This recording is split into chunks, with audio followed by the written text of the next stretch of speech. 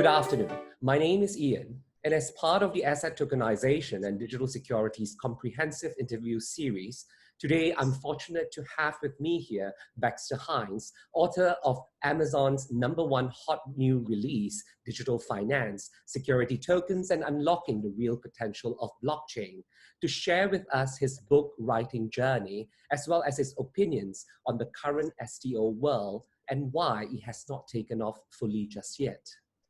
Baxter is a co-founder and managing partner of Honeycomb Digital Investment, with portfolios consisting of traditional assets, security tokens, and digital assets.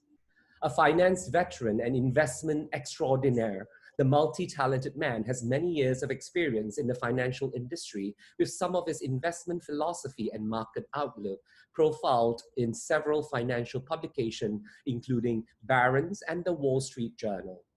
Mr. Hines holds a Chartered Financial Analyst designation and is a member of the CFA Society of Dallas. A big welcome and a very good day to you, Baxter. It's heartening to see that you are jumping on the security tokens edification bandwagon and promoting its literacy. Please tell us a little bit more about who you are and what you do. Sure, absolutely. So I have been in the traditional asset management business for my entire career. I worked for the last roughly 12 years for a firm called Allianz Global Investors out of our office here in Dallas. I was one of 6 portfolio managers for a long-only equity team based here in the States. We managed all kinds of equity-based portfolios that were income-driven, and I spent most of my time on our non-US strategies. I really got interested in blockchain and security tokens through my research in cryptocurrencies, and I realized that the technology behind Bitcoin and other cryptocurrencies that everyone had heard about, the blockchain was going to have huge ramifications for the financial industry and was soon going to affect stocks, bonds, all kinds of assets that we use today, and it was going to create a much better, faster, cheaper way of doing business. And so when I learned that, I realized I wanted to get as involved in it as much as possible. And as a result, I've now written the book that you referenced, Digital Finance, Security Tokens, and Unlocking the Real Potential of Blockchain, and have founded a firm called Honeycomb Digital Investments that will specialize in helping investors get access to these new and exciting investments that are going to be based on the blockchain. All right. So tell us the story behind writing this book. I mean, what inspires you and what do you want to achieve from this book? Yeah, sure. So like a lot of people, I had read about blockchain and at first was very confused on it. I didn't really understand why it was this new and it was going to create all of this different disruption. And so what as I learned going along in my journey, other people were just like me. They didn't understand, how it worked, why it was important, how it would pertain to them, and how it would affect the industry that we're involved in. And so I thought that a lot of education was needed to get people up the learning curve and really understand the potential that blockchain had for the financial industry. And so I partnered up with John Wiley and Sons to really create a simple to understand, layman's kind of terms book that really focused more on the benefits of the technology and would really give anyone who read the book a broad comprehension of why the technology was important to them and could really help them.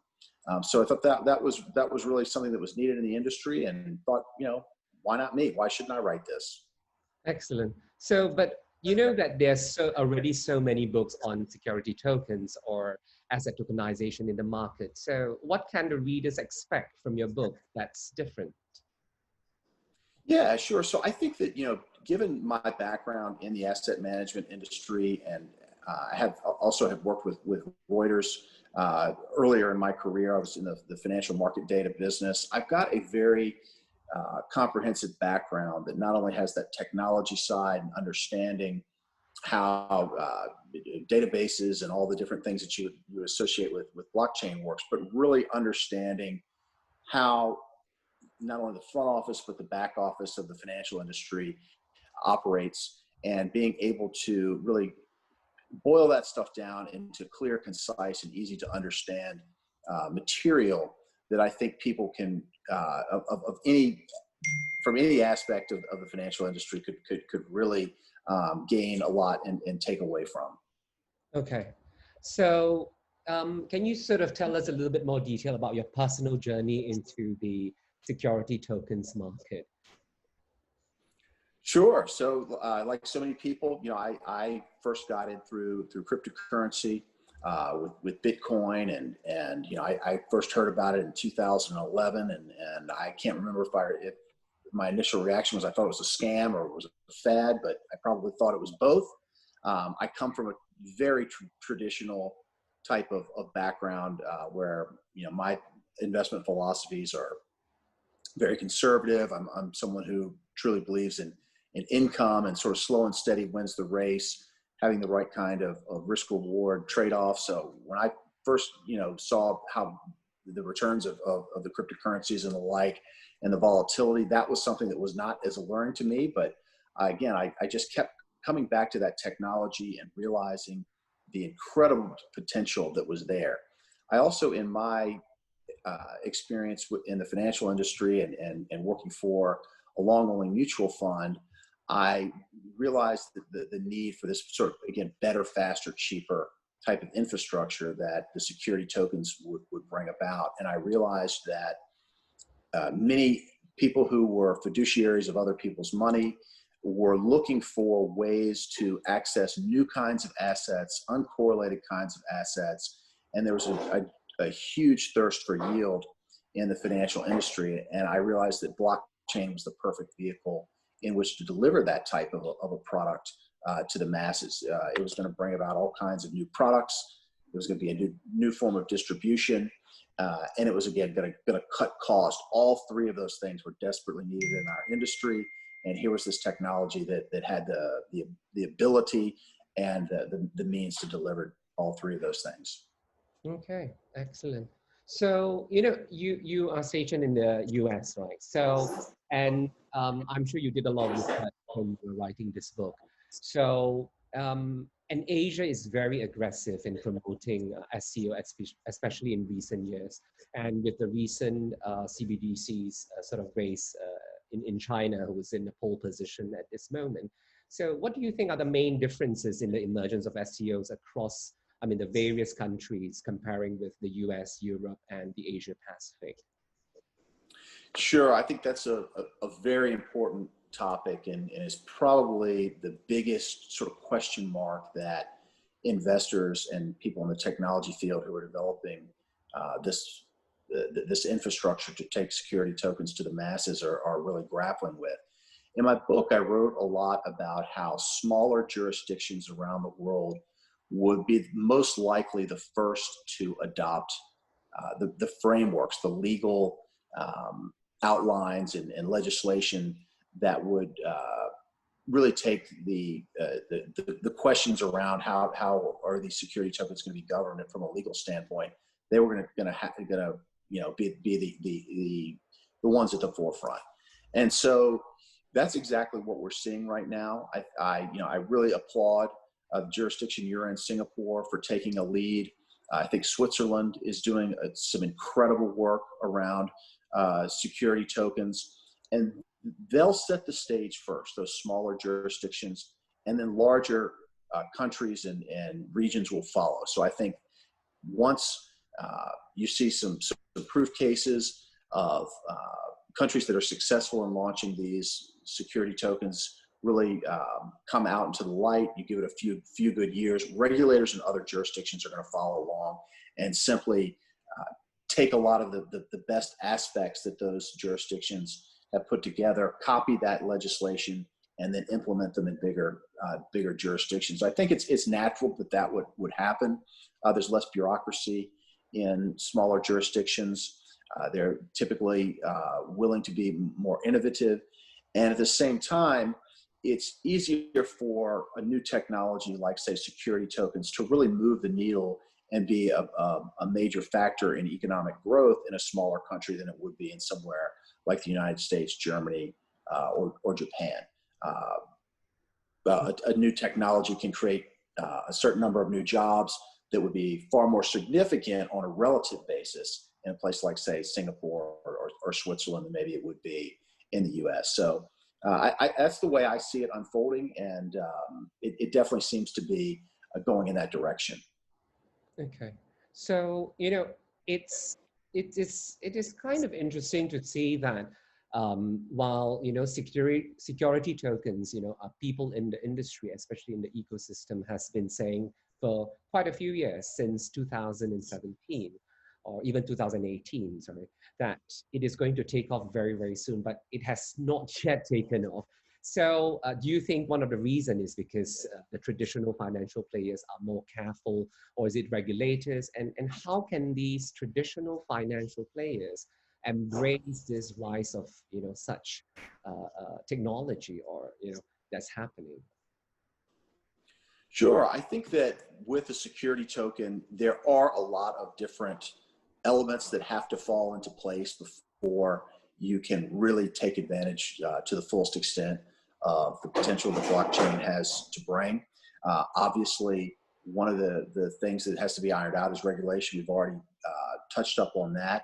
But then there are other elements that have to be in place. I think that one is simply getting the stable coins and the different central bank digital currencies in place. When you've got a trade of a security token, you need to have a digital asset on both sides.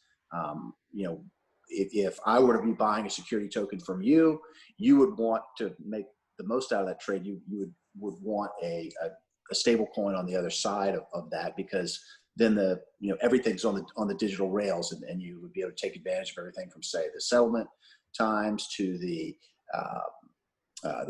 faster settlement times to the cheaper exchanges, all of those kinds of things. So that's just one example of how you need all of these different pieces of the puzzle to be in place before you can really take advantage.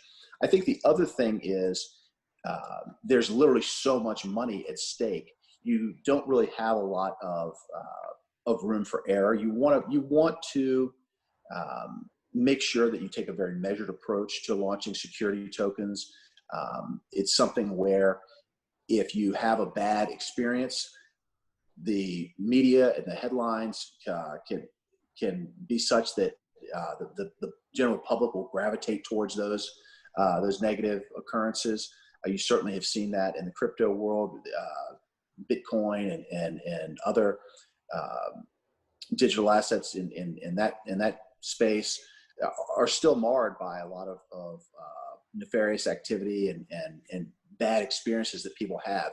So I think that it's a very responsible thing to do, to wait until everything is in place before really going at full speed in the security token space. So I'm pleased with some of the progress that has been made in development of security tokens and in the adoption. More of it's going to come. It's just going to take a lot of different successful projects to go down the road, and other people are going to follow very shortly thereafter. Okay.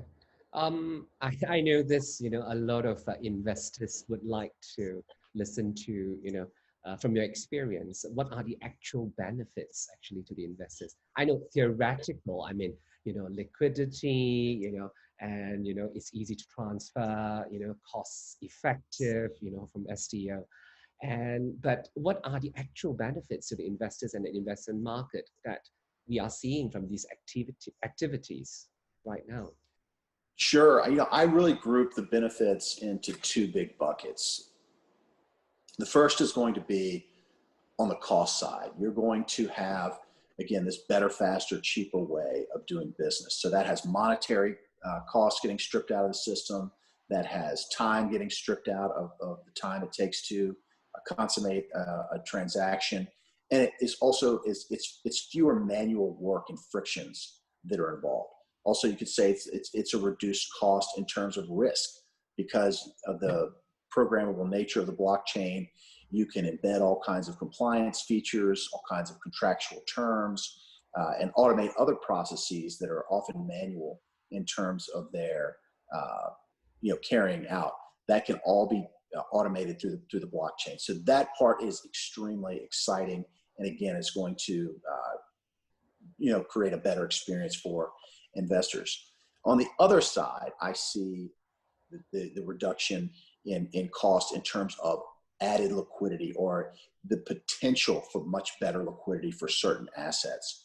Today, most of the assets, at least here in the United States, and certainly overseas, a lot of smaller companies and the like, they're staying private because whether it's regulatory issues or whether it's just the preference of the companies, you have not seen as many companies go public as they have in the past. In fact, in my previous job, we had run one of the largest small cap equity mutual funds here in the United States. And the manager that I used to work with on that fund, he would often say, the size of our universe is just shrinking so much. I think that security tokens are going to be able to create a liquid form of tradable assets for these types of projects and for other types of alternatives that are out there today. In this time of uncertainty that we're in the time of COVID and economic uncertainty, you're seeing more and more pension plans, more and more fiduciaries of capital. They want alternative investments, and security tokens are going to allow for those kinds of innovative investment products to have a form of liquidity that they haven't had before. And I think that is incredibly exciting. Yeah, it is. I mean, there's so much what I call excitement in this, that STO is going to take off very, very soon. But, so what do you think are the biggest challenges of STO? Sure. I think, a big part of it is just nobody wants to be first to a party, but nobody wants to be last. So who is going to be the first person to really go in and take the plunge before everybody else? There've been a lot of really great projects that have come out on the blockchain. I think you're going to see more coming over time, but it's going to take a little bit of additional people who are courageous and wanting to really make that happen. I think also one of the things that we're seeing right now is people are wondering what is the best blockchain to put things on. Are we going to do this on Ethereum, or are we going to do it on Tezos? It's going to be Algorand, Hedera. That stuff is still being worked out, but I think that the legal concepts, the technological concepts, and just the overall education of what's going on in this space. People are starting to really, again, understand these benefits. That progress is being made. So there are going to be some kinks in the way that this is technologically engineered, but those are going to get worked out over time. Okay. So what advice would you like to give to future security issuers? I mean, small and medium-sized enterprises who are interested to raise funds through STO? Sure. I keep going back to this concept of understand the benefits of the technology first. Really try to embrace that and realize, is your project something that can be better off by being tokenized than by using traditional means? I would also say that you should shop around. There are so many outstanding firms that are getting involved in this business. A lot of people who've been down the road before. Don't try to reinvent the wheel. Go with the best solutions, and realize that there are different people who issue these security tokens, or the technology companies that issue the security tokens, that specialize in various types of projects. Find those providers that are most aligned with what you're looking to do, and also find a good lawyer to help you take the token live, because the legal framework, that is ground zero. You've got to get that ironed out properly before you do anything. So one of the reasons I think that this technology has stalled on the security token front is people took the ICO model that people used with crypto and tried to mimic that in the security token industry. That's not gonna fly. You've got to have this you've got to have these tokens well grounded and legally compliant within your jurisdiction and with the compliant with the jurisdictions where you're going to sell to your end investors. Okay. So, okay, I'm going to sort of force you to gaze into your crystal ball. So, Sure. do you think that STO is going to replace IPO? And what do you think of, the very traditional IPO? Do you think that it is something that companies should still consider in the future? I mean, with, STO, I mean, the burgeoning of STO. I'm going to steal a quote from our former SEC chair here in the U.S. He was at a conference just the other day in Washington, D.C., and he said, I think everything's going to get tokenized at some point. And I totally agree with him. I think that the technology is very real. The benefits are enormous, and we need to revamp our financial system. The infrastructure is antiquated, it's bloated, and so I think that the tokenization is the wave of the future, and we need to again take these measured steps to make that a reality. So, in the future, yes, I do see people creating tokens as opposed to traditional shares in the future. Excellent. So, okay, we're almost running out of time. So, any myths about the industry that you would like to debunk? Good question. What would I say are the myths that need to be debunked? The first thing that I would say is that when I talk to people about what we're doing in this space, people think, "Oh wow, you must be dealing in crypto." Just realize that this is related to crypto only in the fact that we're utilizing the blockchain. Don't assume that a security token is related to the cryptocurrency space. This is taking a lot of new technologies and applying them in most cases to assets that you're already very familiar with, whether it's real estate, whether it's private equity, whether it's straight up equity or fixed income. These are where we're going to really get the biggest benefits are going to be taking traditional assets, but just packaging them different. This is not a new type of asset class like cryptocurrency. Yeah, I do get that a lot as well. I mean, people ask me, so, which industry you're in. I said, oh, I'm in digital securities and STO and all that. I was the first thing, and most of my friends would say that, oh, are you in cryptocurrency and all that. So while it's related, I told them the technology, but it's right. really different. Right. The crypto proved that blockchain is a powerful means of exchanging value and information. We're just taking that new phenomenon and applying it to what we've been doing for so many years, and it's going to create all kinds of new benefits that are going to create economic growth and create all kinds of new ways of investing. So it's an extremely exciting time to be in finance. Okay. So, I mean, we are in the midst of, COVID-19 pandemic. So how do you foresee this industry evolving post-pandemic? Well, I think if anything, COVID has definitely made people in our highest halls of power really reconsider, are we doing things in the best way possible?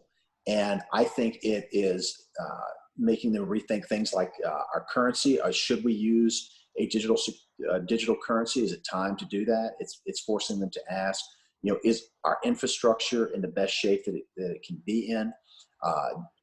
Is our infrastructure prone to shutdowns, or is it something that could be immune to that? And any kind of place where we could be affected by potentially another lockdown or another type of pandemic, regulators and politicians are going to have to really think hard if that's acceptable. And our securities and the way we move money around is a vital part of our daily lives, is a vital part of keeping a properly functioning society. And so looking at this solution of putting a lot of our financial assets on the blockchain is a very good way to improve our infrastructure. So I would highly encourage politicians around the world to consider this technology and create incentives and fewer roadblocks to making it a reality. Okay, and final question: where can we get your book, and how much does it cost? Sure, sure. So John Wiley is distributing the book. It's available in just about every major book retailer globally. It'll be available on November 17th for physical purchase, but you can pre-order it on all kinds of websites in Singapore.